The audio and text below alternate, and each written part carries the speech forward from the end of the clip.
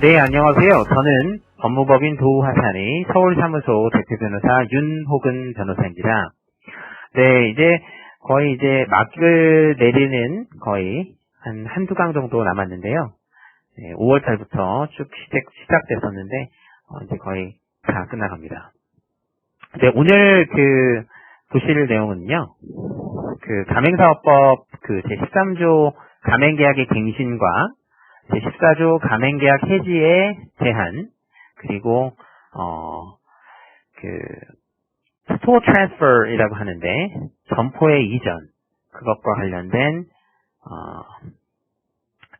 논점들을 알아보도록 하겠습니다.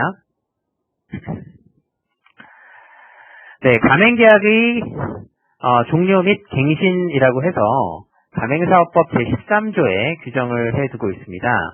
제13조 1항에는요, 가맹본부는 가맹점 사업자가 가맹계약 기간 만료 전 180일부터 90일까지 사이에 가맹계약 갱신을 요구하는 경우에 정당한 사유 없이 이를 거절하지 못한다라고 되어 있습니다.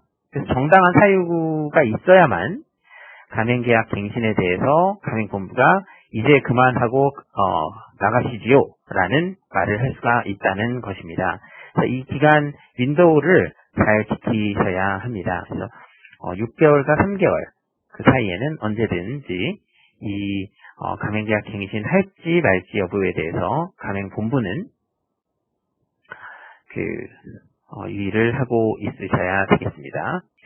네, 13조 1항 단서에 보시면 가맹본부의 가맹계약서 갱신 거절 가능한 사유가 3개가 있습니다. 그래서 첫 번째로는 가맹점 사업자가 가맹계약상의 가맹금 지급 의무를 지키지 않은 경우, 그죠? 돈 안 낸 경우입니다. 그런 경우에는 가맹계약 갱신 안 해줘도 된다는 거죠. 그리고 다른 가맹점 사업자에게 통상적으로 적용되는 계약 조건이나 영업 방침을 가맹점 사업자가 수락하지 않는 경우, 이런 경우에는 그 다음 갱신 리뉴얼 안 나가는 거죠.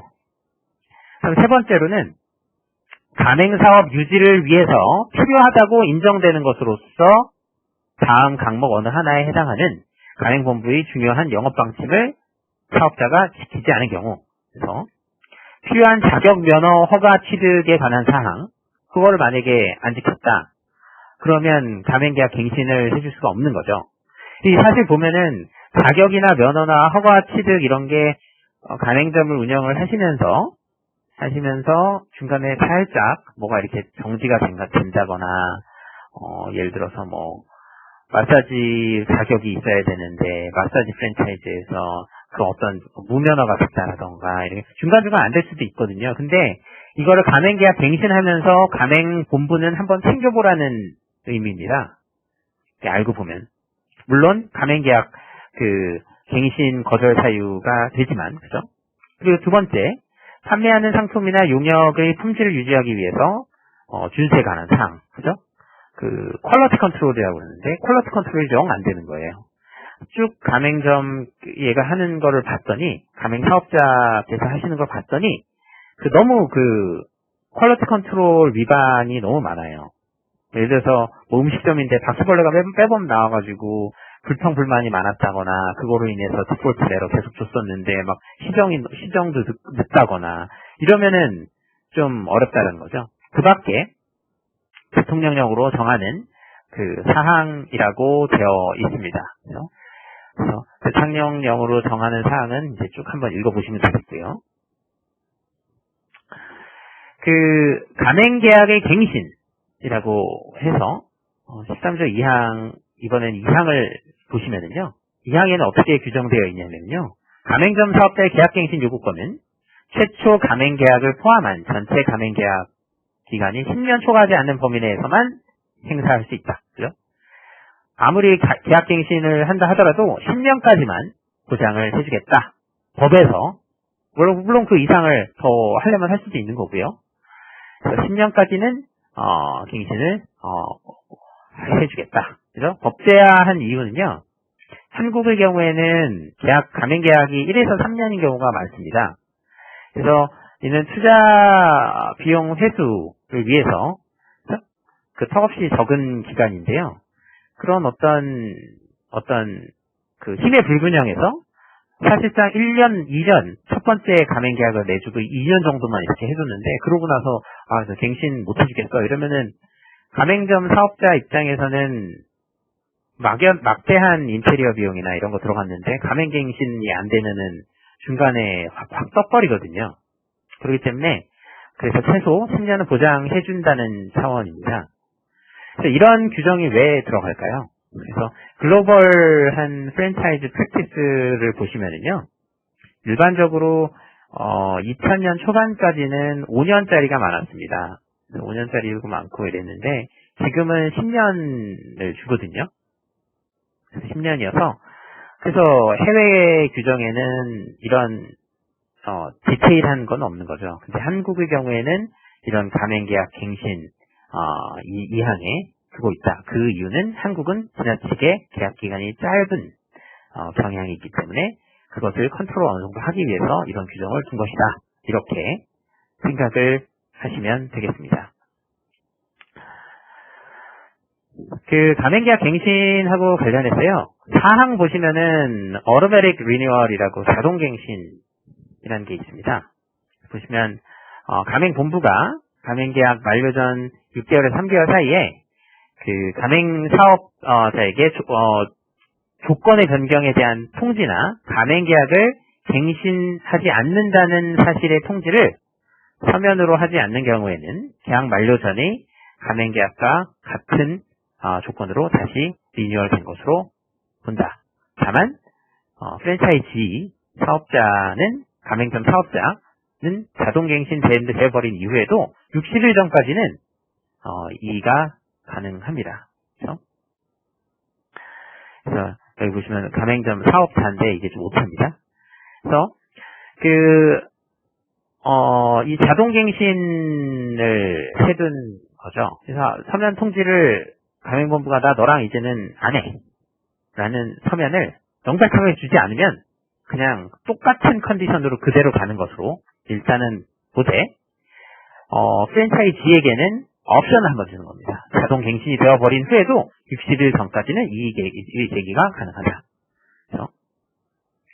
그래서 자동 갱신이 되지 않는 대통령령이 정하는 부득이한 사유가 있는데요. 대통령령을 이렇게 보시면은요. 3개가 있습니다. 그래서 가맹본부나 가맹사업자의 파산 또는 어음 수표부도 이거 자동갱신은 안 되겠죠. 그리고 가맹점 사업자에게 중대한 일진이사한 사유가 발생했다. 이럴 때는 자동갱신이 되지 않습니다. 오늘 강의가 조금 길어서 중간중간에 생략하는 것도 있는데요. 스페셜 딜하고 관련해서 글로벌 프랙티스를 보시면은요, 전 세계적인 프랙티스를 보면, 프랜차이즈들 가맹 사업을 맨 처음에 여러분께서 하시잖아요. 그러면은 처음 20명 가맹 점주를 모으기가 힘들고요. 그 다음에 50명 가맹 점주가 모으기 힘들고요. 그 다음 법부터 가만 두면은 그게 생물과 같아서 여러분이 가맹 본부 회장이라면 그 사업이 그냥 그대로 커갑니다. 그래서 가장 중요한 것은 처음 20명을 모으는 것인데요. 20명을 처음 모으는 게 히스토리컬리하게 보시면 멕시코 쪽이나 남미 그리고 위에 있는 북미, 카나다 이런 쪽을 보시면은요. 처음에는 막 가족들한테도 줘가지고 막 하는 경우가 있어요. 그래서 가족 경영을 하다가 프랜차이즈 사업을 하는 건데요. 처음에 모으는 그런 가맹 점주들을 레가시라고 합니다. 레가시. 그래서 레가시 FE라고 부릅니다. 걔네들을 위해서 스페셜 딜을 하면 걔네들한테 일단 얘기를 해줘야 되잖아요. 그래서 내가 왜 너네 가맹본부, 가맹사업을 처음으로 들어가는 가맹점주가 되어야 될까? 라고 하면 어떻게 하셔야 되겠습니까? 그래. 우리는 원래 자동갱신을 너한테는 3번까지 줄게. 이런 식으로 합니다. 그래서 10년에 3번 이런 식으로 주는 거죠. 그래서 이게 가맹계약 갱신이 딜을 할 때 있어서의 당근이 된다. 이렇게 생각을 하시면 되겠습니다. 가맹계약의 해지 및 해지의 제한이라고 나와 있는데요. 그 계약 기간 중에 중도 계약 해지의 절차 요건이 있습니다. 그래서 이것도 마찬가지로 사업자가 가맹점 사업을 시작을 했는데 중간에 막 잘라버리면 안 되잖아요. 왜냐면 중간에 또 쓰거든요. 그러니까 이 가맹본부의 이런 힘을 조금이나마, unbalanceed한 파워를 이런 식으로 규정해서, 컨트롤하고 있는 겁니다. 그래서 가맹본부에서 계약 기간 중에 계약을 해지하기 위해서는 적법한 해지 사유가 있을 것, 그리고 해지 절차가 적법할 것이 요구되고요. 이것은 강행 규정으로 보여서 이것을 위법하게 된 계약 해지는 효과가 없습니다. 그래서 1항 본문은요, 해지 절차에 대한 규정이고, 단서는 즉시 해지가 가능한 경우에 대해서 규정을 해두고 있습니다. 14조 1항에 보시면은요, 어떤 프로시저를 거쳐야 되냐면요, 2개월 이상의 유예 기간을 두고 계약 위반 사실을 구체적으로 밝혀야 됩니다, 처음에. 이러이러한 문제가 있어서 당신은 디폴트입니다. 하고, 이를 지정하지 않으면 계약을 해지하겠습니다. 라는 서면을 2회 이상 통지를 주고 나서 계약 해지가 가능하다는 겁니다. 그러니까 한마디로 1회 한 번만 딱 통지하고 나서 아이고 내가 바라던 대로 통지가 위반 사실이 시정되지 않았네요 하고 바로 잘라버릴 수가 없다는 것입니다. 그러니까 이런 반드시 절차를 거쳐야 된다. 그리하여 가맹점 사업자들은 이러한 해지권의 남용으로부터 자유로울 수가 있겠습니다.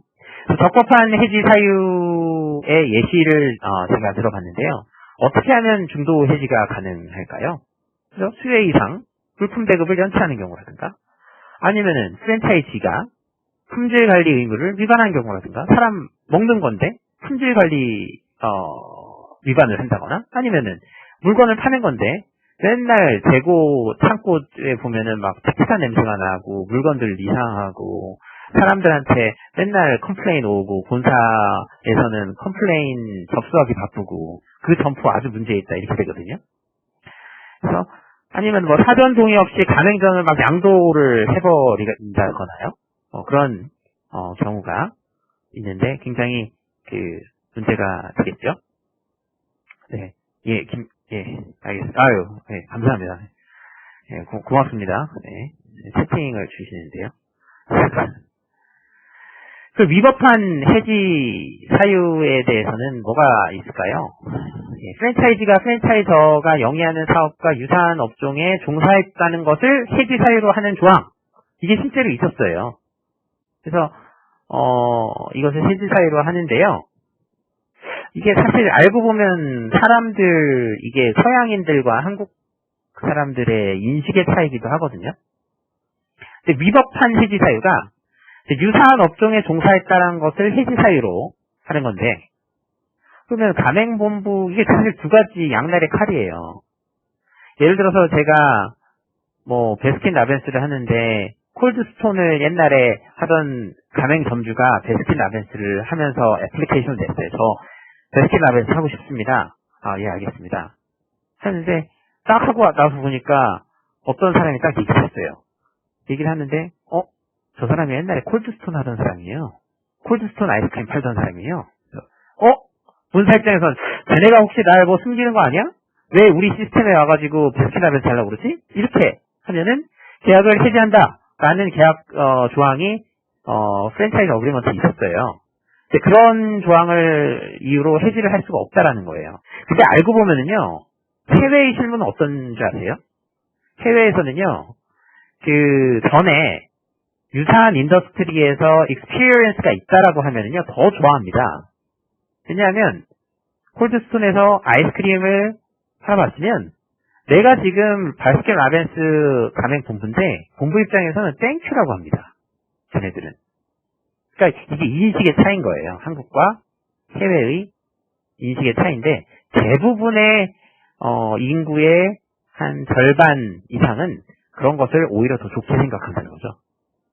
네, 그 다음에, 위법한 해지 사유 중에 하나로서 한 가지만 더 보면, 갑의 운영 방침에 비협조적이면 해지한다.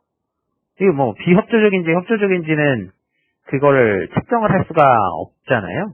그러니까 이거는 위법한 해지 사유가 된다라고 되고요. 만약에 그런 계약서가 있다면 어떻게 될까요? 그걸로 인해서 계약을 해지를 했다면 이는 불공정 거래 행위, 부당한 거래 거절에 해당하여 규제를 받을 수가 있습니다. 즉시 해지가 그러면은 가능해야 되는 경우도 있잖아요. 그런 경우가 14조 제1항 단서에 규정이 되어 있습니다. 그래서 그렇다 하더라도 해지 절차를 거치지 않고, 그죠? 일반적인 중도 해지는 2개월 유예기간 이외에 통지를 해야 되는데 즉시 해지는 바로 하는 거죠. 그래서 그런 것이 가능한 경우가 대통령령이 정하는 경우에는 그러하지 아니하다 해서 이런 이외 통지 없이 바로 해지할 수 있다. 이렇게 보시는데요. 그럼 즉시 해지가 가능한 경우를 대통령령을 이렇게 눌러보시면은요. 아니면은 법전을 보시면은요. 가맹점 좀 기네요. 어떤 걸 할까 지금 생각 중입니다. 구호 보시면은요. 공중의 건강이나 안전에 급박한 위해를 일으킬 염려가 있는 방법이나 행태로 가맹점을 운영하는 경우에는 이거는 그분들 바로 점포를 닫게 하는 것이 좋거든요. 그렇기 때문에 이런 경우에는 바로 계약 해지가 가능합니다. 아니면 7일 이상 영업을 중단을 한다거나 이렇게 되면은 왜 즉시 해지가 가능할까요? 이거는 프랜차이즈가 생물이기 때문에 그렇습니다.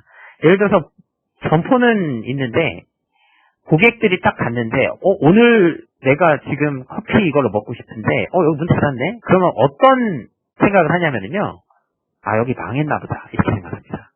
그렇기 때문에 이게 브랜드를 보호하기 위해서 그렇게 하면은 다른 커피점에서 열심히 하고 있는 사업자주들한테 피해가 가거든요. 이 시스템에 대한 피해인데 그렇기 때문에 7일 이상 아무 말 없이 중단을 해버리면 그럴 때는 본사에서 아주 철퇴를 가합니다. 그래서 그렇게 되어 있습니다. 예, 사례를 잠깐 보겠습니다. 피시민은 가맹점 사업자로 해서 어떤 치킨을 사용을 해서 무슨 치킨이 있는데요. 그 치킨 가맹점을 운영을 하도록 하고 그에 대한 지원 통제를 해서 그 대가로 가맹 프랜차이즈 사업을 하는 그런 가맹본부에 해당한다라고 신결내에 맨 처음에 그거부터 먼저 전제사항으로 깔아두거든요. 죄송합니다. 행위사실 보시면은요, 재계약 선결사항으로 기존의 영업지역을 변경해야 된다라는 건을 공문을 발송했어요. 그래서 이게 기존의 영업지역이 프로텍티드 테리토리라고 있었다고 했잖아요. 근데 기존에 나는 서초구에서 한 3분의 1은 내 건 줄 알고 딱 했는데 그 다음에 딱 열심히 하고 있었는데 문건이 오는 겁니다. 본사에서. 안녕하십니까. 협조에 감사합니다. 이러면서 열심히 잘 하시고 계시죠? 이러면서. 그런데 그 다음 연도 가맹계약 갱신하실 때요. 하려면 부득이하게 서초를 5등분 하게 되었습니다. 그러니까 앞으로 프로텍티드 테리토리가 좀 줄게 되었습니다. 싫으시면 나가세요. 라는 식으로 알고 보면 그거라는 거예요. 그런 재계약건을 공문을 발송을 한 거죠. 그래서 어떻게든 내가 여기 인테리어도 투자도 하고 해서 어떻게든 하기는 해야 되거든요. 그래서 130개 가맹점 사업자 영업지역을 종전보다 축소하게 됐어요. 그래서 한 점에서 커버하는 게 21,500세대에서 재계약 이외에는 한 13,000세대로 확 줄어들어 버린 겁니다. 그러면은 이제는 저 나머지 한 8,000 다른 세대가 다른 치킨집, 같은 브랜드의 다른 치킨 가맹점에 전화를 하는 거죠. 왜냐면 더 가깝거든요. 그러니까 이렇게 되면은 기존에 있는 가맹점이 피해를 보잖아요. 그래서 이들 44개 신규 가맹점이 입점한 지역 가운데 38개 점은 매출이 감소하였다. 그러면 거래상지 성립 여부에서 거래상지가 있는 것으로 판단된다. 그죠? 피시민에게 전적으로 의존하는 거래 관계에 있다. 이렇게 그죠? 상품, 상표 이런 것뿐만이 아니라 지원과 교육 통제를 받는 등 전적으로 의존하는 거래관계에 있다. 이 치킨업에 대해서는요, 어느 우리나라의 대형 로펌에 계시는 분이 저한테 연락이 왔습니다. 와서, 이러이러한 게 있었다. 그래서 어떻게 해야 되겠느냐. 이래서 제가 그때 미국에 있는 윙스톱이라는 잘 나가는 프랜차이즈가 있는데 그쪽의 FDD를 보고 거기서 어떻게 치킨 닭을 유통을 하는지를 보면 한국에서 답이 나온다. 이렇게 했더니 정말이지? 딱 일주일 있다가 뉴스 기사가 나오더라고요. 뉴스 기사에 이렇게 나오는데 제가 얘기했던 게 그대로 밥 먹으면서 했던 얘기가 그냥 그대로 나오더라고요. 그래서 깜짝 놀랐는데 이거 보니까 생각이 나네요. 네, 두 번째 보시면은요. 가맹점 사업자들이 여기에 참여하기 위해서는 상당한 금액 투자가 있는데 이제 다른 거래처로의 전환이 어렵고 이 투자 비용의 회수가 사실상 곤란해서 경제적 손실이 있게 될 뿐만 아니라 생계에 직접적 영향을 미칠 수 있으니까 거래상 지위가 있다. 그다음 부당성 여부를 보겠습니다. 자꾸 이렇게 그런 식으로 해서 부당성이 있는지 영업지역 축소 안 하면은 가맹계약 갱신 안 돼. 라는 문건을 받아들여 해서 결국 다시 리뉴얼한 경우에 부당성이 있는지 갱신 과정에서 부당성이 있겠죠. 그죠? 그래서 일방적으로 통보한 점 그리고 배출액 추이를 보니까 상당히 줄어드는 점 그러니까 부당성 있다라고 판결을 했고요. 그럼 예외 인정이 있느냐? 예외 인정이 안 된다라는 거예요. 예외 인정이 안 되는 것은 절표 보시면 옛날에 여기 시행령 13조 1항 절표 2에 있었거든요. 예를 들어서 상표권을 보호하고 상품 용역의 동질성 유지하기 어려운 사실 객관적으로 인정되는 뿐만이 아니라 인정되는 경우로서 다 읽어야 되겠다. 인정되는 경우로서 해당 사실에 관해서 가맹본부가 미리 정보공개서를 통해서 가맹점 사업자에게 알리고 가맹점 사업자 계약을 체결하는 경우에는 그러하지 아니하다 하는데 예외 인정 조건이 하나도 부합하지 않았다. 어쨌거나 공정거래위원회는요. 얘네들 처벌해야 되겠다라는 마음이 있으면 예외 인정 안 해주겠죠.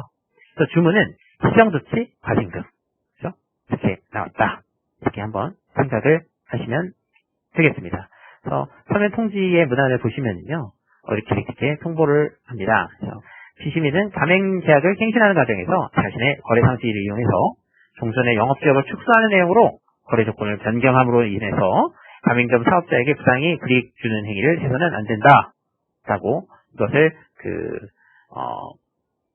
통보를 다 하라는 거죠.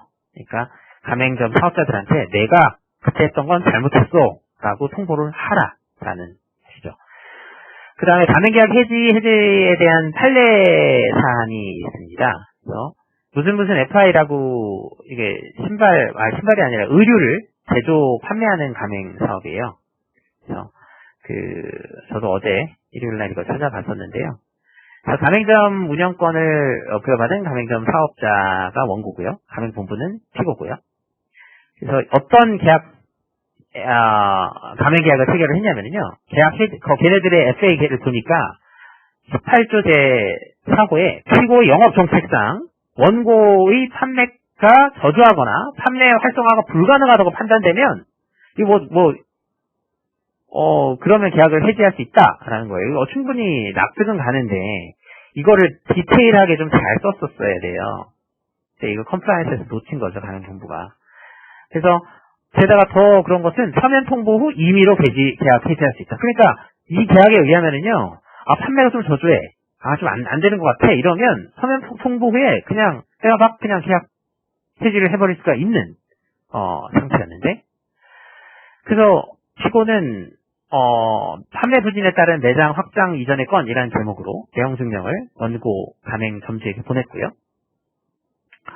그래서 굉장히 날짜도 좀 짧아요. 보시면 5월 27일 날 보냈는데 7월 14일까지 두 달도 안 되고 7월 14일까지 매장 확장 이전에 대한 결과를 피고에게 통보해 주세요. 한마디로 뭐냐면요.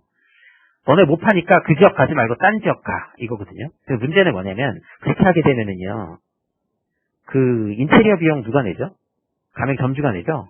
그러니까 가맹 본부는 그냥, 시멋대로 그냥, 가맹 본부는 점주한테 여기다가 딱, 여기 해봐. 맨 처음에 그래놓고서, 매출 안 나오네? 좀 옮겨봐, 좀. 이렇게 하는 거거든요. 이러면 안 된다는 거예요. 그래서 2014년 7월 14일까지 매장, 확정 이전에 대한 결과가 없으면, 이 사건 매장에 대한 원고 가맹점 운영권은 상실되며, 확장 이전을 추진할 수 없으며, 뭐 또 쭉 나오는데, 하여튼, 이제, 그런 협박 아닌 내용 증명을 받았고요. 그래서 피고는, 그거를 그냥 가만히 있었더니, 답을 하지 않았으므로, 이 사건 매장에 대한 가맹점 운영권이 상실되었다. 그래서, 결고는 반품하라.